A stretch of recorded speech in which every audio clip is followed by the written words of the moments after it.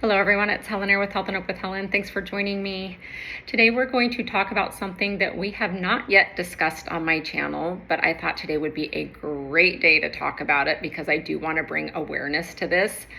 I was watching another woman's website the other day, and she was talking about something that had happened to her at a major department store not too long ago, where she was drugged and almost kidnapped. And so I wanted to share a little bit of her story, but also talk about something that happened to me almost a year ago and just bring awareness. I don't want to be a fear monger. I'm not trying to scare anybody, but I also think that these are things that we need to talk about so that we can help each other, because I know that I learned some things just by hearing her story and also doing a little research after I had watched her story, things that I didn't know before watching them. And so I thought, you know what, why not talk about something that happened to me about a year ago and then talk about her story a little bit and just bring awareness to this. That way we can all help each other, because we all got to be looking out for one another. And so I'm just going to briefly talk about her story, but she was in this department store. She was looking for a table. She went in really, really quick. A girl came up to her, asked her if she could pray with her. They, had a thing. So they started praying together. And then the girl pulled out, I guess, like 2 books out of her backpack like this. And she was just like, hey, would you like to buy these books? And so she was handing them to her. And so your instant, response is to grab. And so she was like, comes like this. And so she grabbed them. And she's like, would you like to buy these for $20? And she was just like, no, thank you. And so then the girl took him back by the top, put him back in her backpack, and was like, okay, thank you, and walked off. Well, within a minute, she started to feel really, really dizzy, disoriented. She was completely out of it, didn't know what was going on. So her first response was that she wanted to go out to her car and to go sit down and, get her bearings straight. But then she said that she was walking toward the front. She looked down the aisle and she seen that same girl, and she was frantically texting somebody on her phone, as if she was texting somebody hey, she's coming outside. And so she's like, I've had surgeries before. I've been on medication before. She's like, it was that times 20 by the way she was feeling. And she said that she felt like God was just instantly put on her heart, do not go outside, stay where there's people. And then she also felt like God had put on her heart to tell somebody that you are alone. Not that you're with somebody, but that you're alone.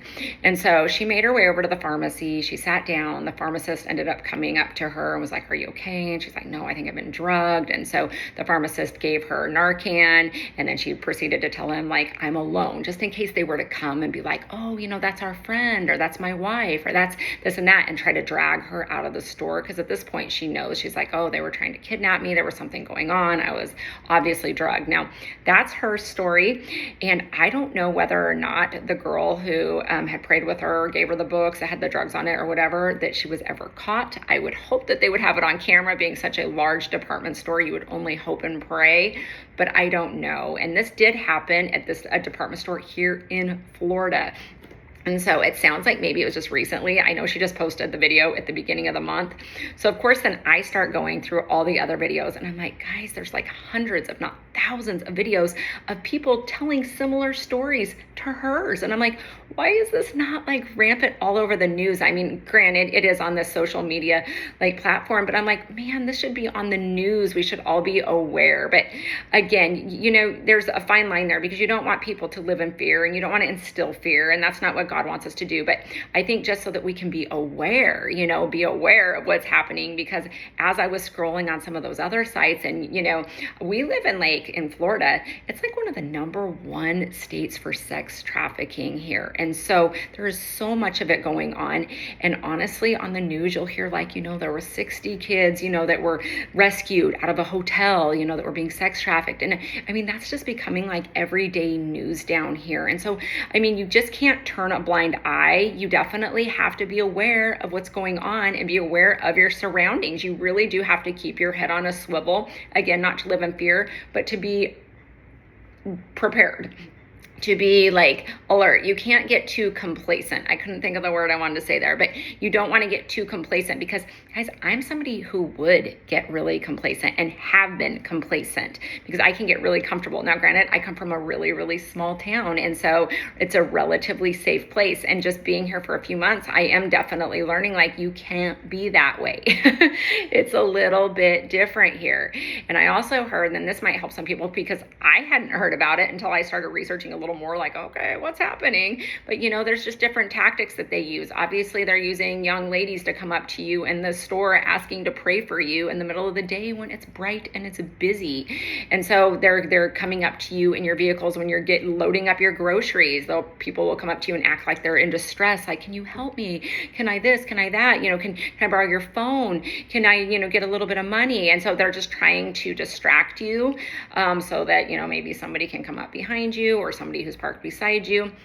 I also had seen that, this is kind of interesting, but I've seen lots of people talking about this, how they'll leave like bundles of money by your car, or like by your tires or in your windshield wipers. So your automatic response would be to be like, what's this? Why is there money here? Or like, oh, I found some money. And then that will be kind of coated in a similar substance, something that would make you like immediately kind of drugged up.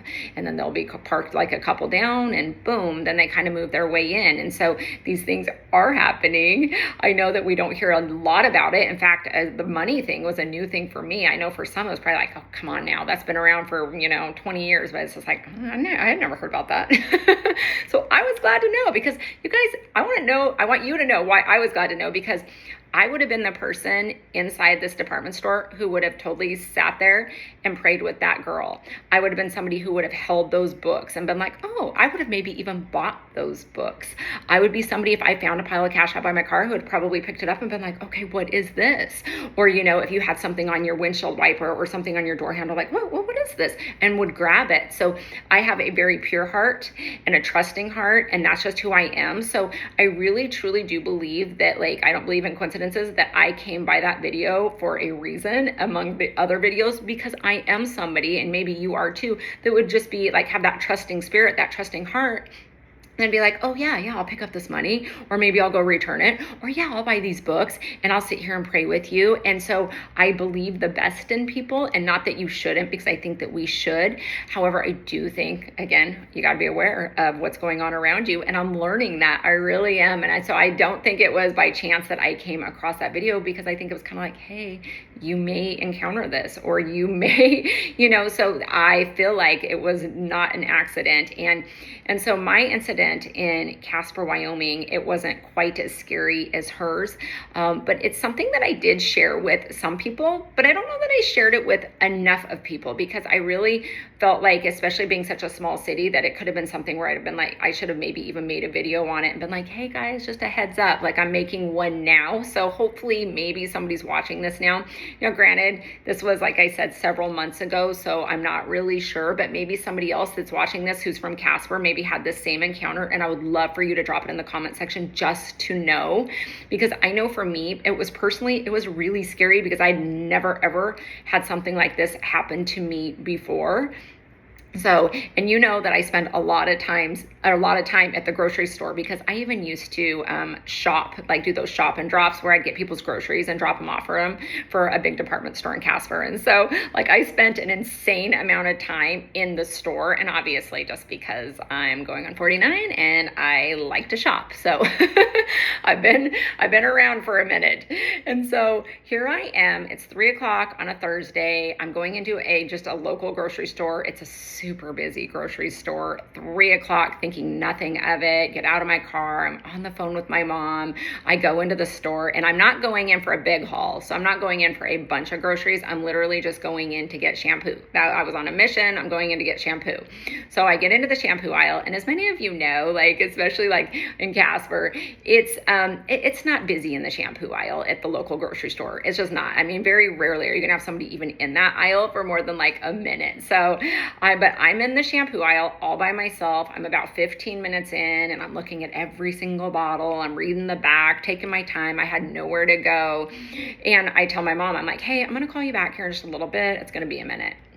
So I'm sitting there and I'm reading the bottle, and the next thing I know, a guy comes around the corner, and I'm checking out the women's shampoo. Keep in mind, I'm in the women's aisle, the women's shampoo. So he comes in right here, like, and he starts looking at the women's shampoo as well. And so I didn't think anything of it, like not at all. And the only thing that I can even tell you about the guy when he had walked around, like around the corner, is just like, you know, you notice people. So he had jeans on, a t-shirt, a nice bright white t-shirt. Something that stood out to me though, because his t-shirt was so bright white, which I wouldn't normally notice in a million years because most people have 1,000 of these, was that he had a tattoo. Now, the tattoo, though, wasn't like any just regular tattoo. It kind of was coming up the back of his neck. It kind of like, I don't know, I can't explain. Like, it kind of like did that off the back of his neck. And I probably noticed it because of his crisp white t-shirt. That was probably the thing that made it stand out more than anything. But I noticed that he had a tattoo, and I was just like, okay. And so I'm sitting there reading the bottle, doing my thing. And then about 30 seconds in, I just love, you guys, the still small voice. I absolutely love it. It's a lifeline. And so I love the Holy Spirit. And so about 30 seconds in though, I get a thought, as we all do. But I get a thought, and it's like, okay, maybe he's shopping for shampoo for his mom or his wife or his girlfriend or his grandma. Because I don't know. I mean, obviously that's just making a judgment call. That's just something that just popped up in my brain. That's the only reason I'm even saying this. I'm not trying to be any way, but that was the first thought that came in my mind. After about 30 seconds of him kind of browsing, the thought came in like, I wonder who he's shopping for, you know, because he was right next to me and the women's like shampoo and sprays and everything. So that popped into my head. And so I'm just kind of continuing to read my bottle and everything. Okay, guys, so I'm standing here, like reading. He's kind of like a little ways away from me here. Next thing I know, and I kid you not, he is up on me. Like, he's up on me. And like closer than your child would be on you. Like, he was touching me. And I was just like, oh. It caught me so off guard because why wouldn't it? Like, why wouldn't it? This guy's on me. And the first thing that comes out of my mouth was, oh, excuse me. Like, and it wasn't like an excuse me. Like, it wasn't like that. It caught me so off guard that I was just like, oh, excuse me. Like, I thought, wow, I must be in your way. Like, I need to move over. You know, I have been in this aisle a long time. Maybe I've been standing here. Maybe you want to see the shampoos that I'm looking at. So I was kind of feeling bad. I was just like, oh, excuse me. And so I move away from him a little bit, and he's just standing there. So in that like moment, I already knew something was off about him because he was so callous and he was so cold. Because even in that situation, if somebody like accidentally bumped into you or kind of got close to you, they'd be like, oh no, it's okay. Or you'd have like an exchange. There was no exchange. He was as cold as ice. And I'm like, I had a feeling. I was just like, something's not right here. Like, after that had happened, and then he's standing there, and then he's kind of awkwardly still just standing there. But at this point, I could tell he's not even really looking. He's just standing there. I'm like, I didn't feel good about it. So I just kind of continued to like look at the bottle I was looking at. I looked to the left, and now coming down the aisle is another guy. He's tall, he's skinny, but he has something that looks pretty close to this guy next to me. He's got that same tattoo coming up the back of his neck. The two of them lock eyes and they look at each other. And so I knew right away, I'm like, oh no, they know each other. And I felt it. I'm like, I'm in trouble. Like, I just knew. I was just like, I'm in trouble. This isn't good. And so I'm like, okay. So the first thing that like came to my mind was just like, get out of here. Like, get out of this aisle and go. Like, I felt it. I knew it. Like, you're in trouble. You gotta go. So this guy's coming down this aisle. This guy's standing here, and now he's really still close to me. This other guy's coming, and I'm like, oh no. So I take the bottle of shampoo, and it's fast, you guys. So when you hear that still small voice and you know that inner thing, you go. Because I like took that bottle so fast, I put it up, and I literally like more or less bolted out of that aisle. I can't say that I ran, but it was like and I was like leaving. And then that guy, he looks at me and he goes, hey, and he starts like kind of like coming at me. And I was just like, oh no. And so the first thing that came to my mind was the same that came to that girl's, was just like, stay where there's people. Like, so I already knew. And guys, this was 3:00 in the afternoon at this point. It's probably 3:30 because I'd been there for a minute in the afternoon. And it's busy. I mean, there are so many people there grocery shopping. I couldn't even believe it. And I couldn't even believe that it had just happened to me. I'm like, oh my goodness, what's going on? What just happened? Like, oh my goodness. Like, I didn't know. I'm like, was he going to like pull out a gun, a knife? Were they going to hurt me, try to like drag me out of there? Like, I didn't know, but I knew whatever it was really, really bad. And so I'm standing in the front and I'm like, okay, I don't know what to do. I don't know what to do. I don't know what to do. So I'm standing there, I wait and I look around. I'm looking in every single direction. I don't see these guys. So I don't even know where they're at this point. But I know that they haven't went out the front doors because I'm kind of by the front doors, by the cash wrap with all the people. So I wait for like 2 guys and a lady to like walk out of the store, and I'm like, I'm gonna go with them really fast. And so I start walking out of the store with them. I get my mom back on the phone. I'm like, Mom, you're never gonna believe what happened. It was really scary. Oh my goodness. I get in my car, I lock it. You guys, I got out of there and nothing had happened to me that day. But something bad could have happened to me that day. And that's why it's just like, I was so quick to respond when I knew, instead of just standing there and overriding it and like, oh, you know, you're overthinking it. I'd never had anything like that happen. And I knew immediately, like, this isn't normal. I knew I had that still small voice. One, that guy's behavior was completely abnormal, just getting on me. I mean, and so I got away, and I was talking to my mom about it, and she was talking to a family member who worked for the government, and they had gotten us talking about it, and they're like, oh yeah, you know, like, wow, like, you know, what was she wearing? And I thought, well, that's a weird question. What do you mean, what was I wearing? Like, what do you mean? And I'm like, Mom, I don't know. I had on like t-shirt or, you know, like a hoodie or something. I don't even remember what I had on, but Mom was just like, okay, well, it just sounds like, you know, girls that are in tank tops and stuff, they're coming up and they're kind of rubbing like a substance on you, or they're coming through and they're like they have these little tiny needles where they'll just get close enough to like get you, and then they just kind of walk out with you. And I'm like, what? And I'm like, yeah. I go, Mom, no, I think, you know, I remember I had on like a hoodie with a t-shirt or something. So I was like, no, but I said he was on me. And so she's like, oh, I'm just so glad, you know, you're okay, because it sounds like that is happening.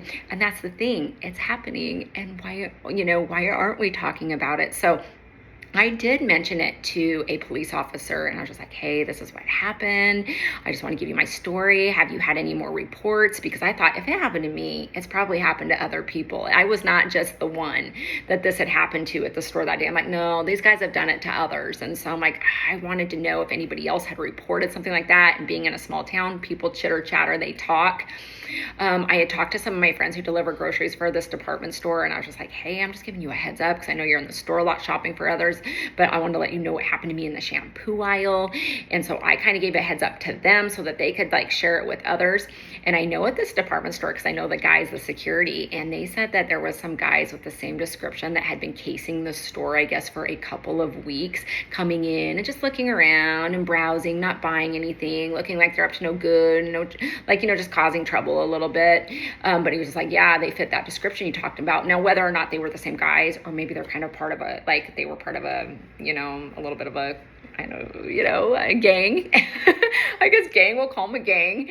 But who knows? But I guess they fit the same description. And he said, yeah, one of them ended up coming out of the store trying to steal and did end up getting busted. And to come to find out that I guess like this group of guys were living in like, I guess, a van outside of the stores, or kind of making their rounds. And I'm like, that would make sense. And the thing is that's it. If you start talking, then other people will talk and other people will talk, and we can get like this awareness out there. Because a couple weeks before that incident had happened to me at the grocery store in Casper, Wyoming, I had an office downtown on the second floor, and nobody was to be up on the second floor except for those who had a key or those who were your customers or your clients. Nobody is supposed to be on that second floor. And so I ended up having a guy come up though on the elevator, and he was banging on my door up there, but I did have somebody in there with me, and I opened the door and he was super sketchy, and he pretended like he was up there for some random reason, but I could tell right away that he was up to no good. And he kind of like started looking inside my office, and he was like, well, who's in here? Like, he wanted to know who was in there. And thank goodness I had a guy in there with me. And so he was just like, okay, he goes, well, you need to make sure that this elevator gets fixed because people get stuck in it. And I was just like, well, one, you're not supposed to be on the elevator, and you're not supposed to be up here, and you shouldn't be talking to me that way. So I thought it was really weird. And I thought, no, something's not right. And you guys, guess what? Tattoo that was going up his neck. Different guy. He wasn't the same one from the grocery store. I have no idea if he was one of the ones that was at this department store casing the place, but he had a similar tattoo. So I was able to bring that up to the cops as well. And so anyways, that's all I got. But I just wanted to share my story with you, and really more than anything, just to keep our heads on a swivel, make sure that we're paying attention to detail, make sure that we're just being aware of our surroundings and not being so complacent like I can be, like I have been. And even I think coming down here again, I feel like it was an eye-opener, like, hey, that happened a year ago, but you're going to still need to keep your eyes open and just be aware. It wasn't, don't go shopping, don't go to these stores, don't go to the malls, don't go out to eat. That's not it. Obviously, we're going to live, but we have to, obviously, for me, I'm going to pray. I'm going to use discernment. I'm going to listen to that still small voice, and I'm going to just be watching, and not only for myself, but I'm going to be watching for other people too. You have to be looking out for other people as well. And so anyways, if you guys had anything happen to you similar, or you want to share it in the comment section, I would love, love, love to hear your story. And I know other people would too, because it's just valuable knowledge to have and to know. So anyways, guys, thanks so much for watching, and I hope you have a good afternoon, and God bless. Bye.